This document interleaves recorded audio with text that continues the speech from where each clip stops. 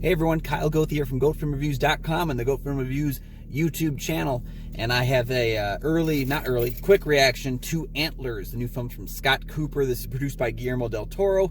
In fact, they kind of made it sound a lot of marketing materials that it was directed by Guillermo del Toro. That's not really the case. This was done by Scott Cooper. It stars Kerry Russell, and it's not much is really known about the film. It's a simple story.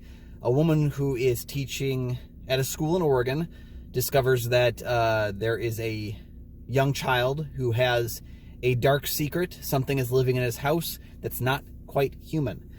This film was a mixed bag for me.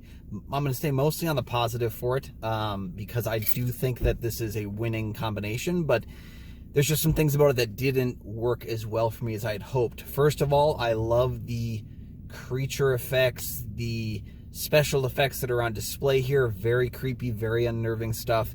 I also really liked Kerry Russell's character in the film. She plays the school teacher, and I think she is she has that believability where you do think she's, she genuinely cares about the students in her class. She's got some of her own secrets in her past that have kind of led her down a path of wanting to ensure the safety of this child. Jesse Plemons is in the film playing her brother. I don't think there's anything wrong with his performance, but the way he's written, there's logic issues with him as a police officer. He plays the police officer in town, the sheriff. So he's a bit at odds with her because she wants to kind of go around his purview as what is process supposed to be like for him. And some of the choices he makes are kind of, what they do is they come off making him seem like a cowardly character at times, something that's not in line with the way he's written at other times. It's just frustrating because it's not really clear why he makes some of these bad choices he makes. And they seem more like narrative choices to keep the plot moving in a specific direction. Graham Greene is in the film. I liked Graham Greene in the Green Mile. That's the one I always think of from him. He's a solid too. I think he was the former sheriff in town, so he's kind of coming across and helping out things too.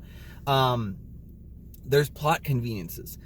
There's this thing that is in the town is doing horrible things to people, but it's also like it's a very dangerous, very deadly creature. And it's making choices almost about the characters that are left in its wake are left because they're important to the plot, or it's a convenience to kind of keep things going. There's just some story conveniences here that don't really work. It's based on the story The Quiet Boy by Nick Antosca, who contributed to the screenplay with Cooper and another writer. That thing, the film runs, I think, about an hour and 40, maybe an hour and 45.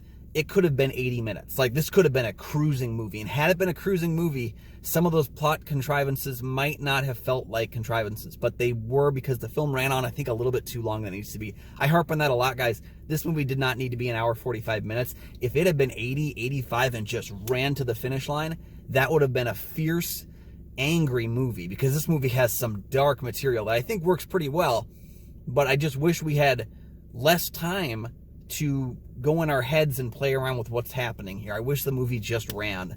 And I wish there wasn't so many conveniences to it.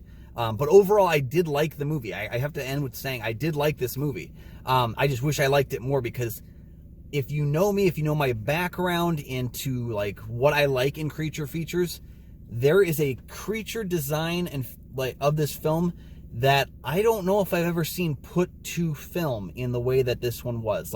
When you find out what's going on, it's a unique creature, maybe not a unique design so much, but a unique creature that has a unique history and lore to it that I don't see often in film. And I know there have been multiple attempts, or not multiple times when this creature could have appeared in a film and should have appeared in a film, and it doesn't.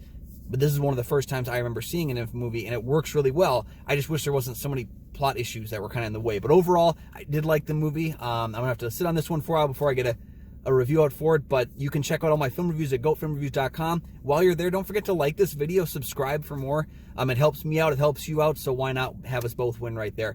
Thank you guys so much for watching, and we'll check you at the next one.